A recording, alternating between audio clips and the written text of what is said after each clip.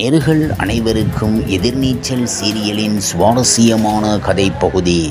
அதற்கு குணசேகரன் வேற என்ன வேண்டும் என்று கேட்கிறார். அப்போது அரசு மொத்த சொத்தில் 5 பங்கு உள்ளது, அதில் ஆதிரைக்கு 1 பங்கு வேண்டும் என்று கேட்கிறார். இதை எதிர்பார்க்காத குணசேகரன் ரொம்பவும் டென்ஷன் ஆகிறார். என்ன பேசுகிறோம் என்று யோசித்து பேசுங்க அரசு என்று சொல்கிறார். இதைத் தொடர்ந்து SKR தம்பி அருள் எங்க அண்ணன் கேட்டது சரிதான், எனக்கு அதில் உடன்பாடு இருக்கிறது என்று கூறுகிறார். என்னதான் இருந்தாலும் அரசு குணசேகரன் திருமணத்திற்கு சம்மதம் சொல்வதற்கு முன்பே அப்பத்தாவின் சார் எவ்வளவு இருக்கிறது, என்னவெல்லாம் அவருடைய பேரில் சொத்தாக இருக்கிறது என்பதை விசாரிக்கச் சொன்னார்.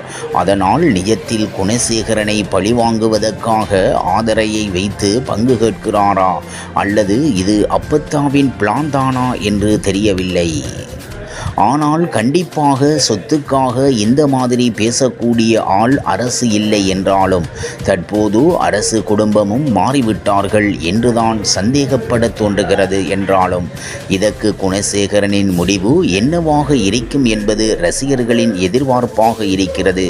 அதில் 40% சொத்துக்காக இதுக்கு ஓஹோதான் சொல்லப் போகிறார் ஆக இருக்கும் என்று பலரும் எதிர்பார்க்கின்றனர். சக்தி கேட்பதும் சரிதானே. இந்த நிலையில் இதையெல்லாம் பார்த்து சக்தி ஜனனியிடம் எல்லோரும் அவங்க தேவைகளை பற்றி யோசிக்கும் போது நாம் மட்டும் ஏன் நம்ம வாழ்க்கையை பற்றி யோசிக்காமல் கஷ்டப்படணும் என்று கேட்கிறார்.